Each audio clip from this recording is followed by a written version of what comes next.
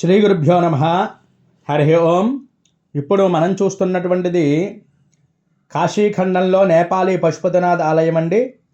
కాశీ అనగానే విశ్వేశ్వరుడు, గంగామాత, మణికర్ణిక అన్ని శివతత్వం చుట్టూ తిరుగుతూనే ఉంటాయి. ఇదే పవిత్ర స్థానంలో ఉన్నటువంటి ఒక అద్భుతమైనటువంటి ఆలయం నేపాలీ పశుపతినాథ్ దేవాలయం అండి. ఇది నేపాలీ పశుపతినాథ్ దేవాలయం ఎలా ఉంటుందో దీనిని mini Pashupatinath Kathmandu style temple అని చెప్పి పిలుస్తూ ఉంటారు. కాశీఖండం గ్రంథాలలో శివుని అనేకమైనటువంటి రూపాలు, అనేకమైనటువంటి క్షేత్రాలు పేర్కొనబడ్డాయి. వాటిల్లో శివుడి యొక్క పశుపతి రూపానికి అత్యంత గౌరవం మరియు విశిష్టత ఉంది. పశుపతి అంటే సమస్త జీవరాశులకి కూడా పాలకుడు, కైలాసాధిపతి, జ్ఞానస్వరూపి, అహంకారాన్ని తొలగించేటువంటి పరమేశ్వరుడు. పురాణాలలో చెప్పిన కథ ప్రకారం దేవతలు, గంధర్వులు, యక్షులు, మానవులు అన్నీ శివుని పశుపతి రూపాన్ని ఆరాధించేవి. భూత ప్రేత పిశాచాదులు సైతం ఈ రూపాన్ని ధ్యానిస్తే సర్వ పాపాలు నశిస్తాయి అని చెప్పి అగస్త్య మహర్షి గారి ఉపదేశం. శివుడు ఈ విధంగా చెప్తాడు: యోమాం పశుపతీత్యేవ ధ్యాయేత్ స తత్ఫలమవాప్నుతే. అంటే నన్ను పశుపతి అని ధ్యానించే వారికి అన్ని పాపాలు కూడా నశించి మోక్ష మార్గం ప్రసాదిస్తాను అని చెప్పి చెప్పబడుతోంది. అటువంటి గొప్ప చరిత్ర కలిగింది. ఇందులో ఇంకో విశిష్టత ఏమిటో తెలుసా అండి అందరికీను? ఇప్పుడు ఈ గంగా నది తీరంలోనే ఇది ఎక్కడుంది అంటే చూడండి, గంగా నది తీరంలో పెద్ద రావి చెట్టు కనిపిస్తూ ఉంటుంది అందరికీ కూడా. మనకి విశ్వేశ్వరుడికి మరి 4వ నెంబర్ గేటు కాకుండా ఇది 2వ నెంబర్ గేట్లోంచి వెళ్తుంటే 3వ నెంబర్ గేట్ దగ్గర ఉంటుందండి. ఇది 2, 3 మయంగా ఉంటుంది ఈ టెంపుల్. ఇక్కడ మనం చూస్తున్నటువంటిది గంగాదిత్యుడండి.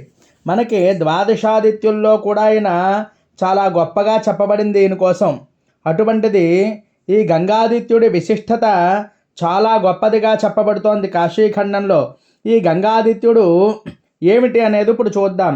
కాశీక్షేత్రం అనేది అనేకమైనటువంటి పంచక్రోశ పర్వతంపై వెలిసిన మోక్షపురి. ఇక్కడ సూర్యనారాయణమూర్తికి చెందినటువంటి 12 ఆదిత్యుల్లో ఎంతో ప్రసిద్ధుడు గంగాదిత్యుడు. కాశీఖండం గంగానది ప్రవాహాన్ని దివ్యంగా కాపాడుతూ పాపహారిణిగా నిలిచే ఈ సూర్య రూపానికి ప్రత్యేక స్థానం ఇచ్చింది. గంగాదేవి భూమికి అవతరించినప్పుడు తాను జలపాత రూపంలో ఆవిర్భవించి మహిమాన్వితను సాక్షిగా ప్రత్యక్షంగా దర్శించిన దేవత ఈ గంగాదిత్యుడు. గంగా తల్లి పవిత్రత మరింత ప్రబలపడడానికి సూర్యుడు తన దివ్య కిరణాలని అర్పించి ఆమెని శుద్ధికర జలధారగా మార్చాడు అని చెప్పి కాశీఖండం చెప్తోంది. అందుకే ఈ సూర్యనారాయణమూర్తిని గంగాదిత్యుడు అని చెప్పి పిలుస్తూ ఉంటాడు. గంగా తీరం సమాసాద్య గంగాదిత్య ముదీక్షజేత్ పాపకోటి నివృత్తిస్య ఆదిత్య దర్శన మాత్రత అని చెప్పి గంగా తీరం వద్ద ఉన్నటువంటి ఆదిత్యుడిని దర్శనం చేసినట్లయితే కోట్లాది పాపాలు నశిస్తాయి అని చెప్పి చెప్పబడుతోందండి. అటువంటి గొప్ప సూర్యుల్లో ఇదొకటి గమనించండి. మనకి దశాబ్దాల క్రితమే కాశీ నేపాల్ మధ్య ఆధ్యాత్మిక బంధం ఏర్పడింది. శివుడి పట్ల ఉన్న గాఢమైనటువంటి భక్తితో నేపాలీ రాజులు, వైద్యులు, తపస్సులు కాశీకి వచ్చి దీర్ఘకాలం నివసించేటువంటి వారు. కాట్మండ్ పశుపతినాథ్ ఆలయంలో సేవ చేసే కొందరు వంశాలు కాశీలో కూడా శివారాధన కొనసాగించారు. అదే సమయంలో కాశీలో ఖండంలో ఉన్న శివస్థలాల ప్రభావం నేపాలీ నిర్మాణ శైలికి కూడా చేరింది. ఈ ఆలయం లలితాఘాట్లో ఉంటుంది. గంగామహల్ ప్రాంతం దగ్గర ఉంటుంది. కాట్మండ్లో అసలు పశుపతినాథ్ ఆలయం మాదిరి పగోడా స్టైల్ నిర్మాణం, ఈ హిమాలయ వాసన ఇచ్చేటువంటి చెక్క శిల్పాలు. అంతేకాకుండా ఈ యొక్క చూడండి, ఈ శిల్పం ఎలా ఉన్నాయి అంటే ఈ యొక్క చెక్కడం అంతా కూడా కర్రతోనే చేయబడిందండి. అన్నీ కూడా చెక్క శిల్పాలు అంటారు. హిమాలయ వాసన ఇచ్చేటువంటి చెక్క శిల్పాలు ఇవన్నీ కూడా నేపాలీయ దేవపటాల శిల్పాలు. అంతేకాకుండా రకరకాలైనటువంటివి.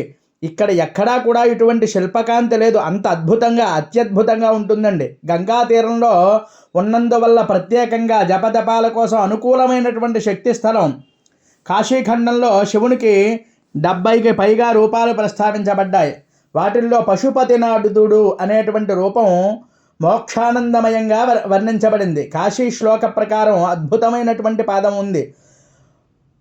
పశుపానాం పతిర్దేవో యత్ర తిష్టతి శాశ్వత తత్పురి కాశికా ఖ్యాతం మోక్షదా పాపనాశిని అని చెప్పి, అంటే పశుపతి రూపుడైనటువంటి శివుడు స్థితి చెందినది కాశీ, అది మోక్షం ప్రసాదించేటువంటి పావన నగరంగా చెప్పబడుతోంది. ఇక్కడ శివలింగం చాలా అద్భుతమైనటువంటిది. దీనిని నేపాల్లో ముక్తినాథం, పశుపతినాథం మాదిరిగానే పంచభూతాల సంకేతంగా భావిస్తూ ఉంటారు. మరి అఘోరమైనటువంటి 4 ముఖాలు ఏవి అంటే అఘోర వామదేవ, తత్పురుష, సద్యోజాత మరియు నీలకంఠం సూచించేటటువంటి మధ్య భాగంగా ఉంటుంది. పశుపతి మహాభిషేకం, గంగాజలం, పంచామృతం, బిల్వపత్రార్చన చేయడం చాలా గొప్ప ఫలితాలను ఇస్తుంది అని చెప్పి చెప్పబడుతోంది. తీవ్రమైనటువంటి పాపాలన్నీ కూడా నశిస్తాయి. రుణబాధల నుంచి విముక్తి, ముక్తి, మోక్ష సాధన, చిత్తశుద్ధి, శివ సాయుధ్యం కలుగుతుంది అని చెప్పి చెప్పబడుతోంది. అటువంటి గొప్ప క్షేత్రం అండి. తప్పక దర్శించి తరించండి. ఇంకా ఎవరైనా మన ఛానల్ సబ్స్క్రైబ్ చేయకపోతే సబ్స్క్రైబ్ చేయండి. ఈ వీడియో మీకు నచ్చినట్లయితే లైక్ చేయండి, కామెంట్ చేయండి. ఎవరికైనా ఉపయోగపడుతుంది అంటే పంపించండి. హరి ఓం.